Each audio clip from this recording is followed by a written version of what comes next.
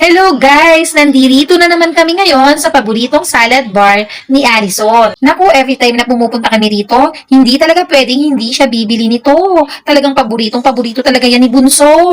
Mahilig talaga sa mga prutas at gulay itong si Alison, kaya naman laging very good sa akin. Paborito ni Alison yung mga lansones, ubas, watermelon.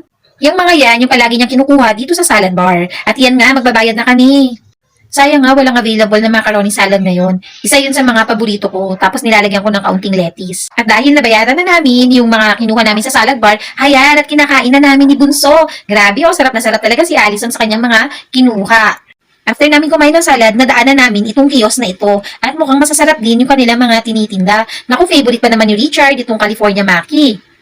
Paborito ko din yung mga sushi. Yun nga lang, sobrang nakakabusog kahit konti lang yung kainin mo. Suwak na suwak din talaga sa panlasa ko itong mga dynamite na ito. Alam nyo ba na merong health benefits ang pagkain ng mga chilies or sili? Ito'y nakakatulong sa pagbawas ng timbang. Nakakatulong din ang pagkain ito para makaiwas sa sakit na cancer at diabetes. At ito na nga yung aking nabili, California Maki. Naku, paborito ni Richard yan.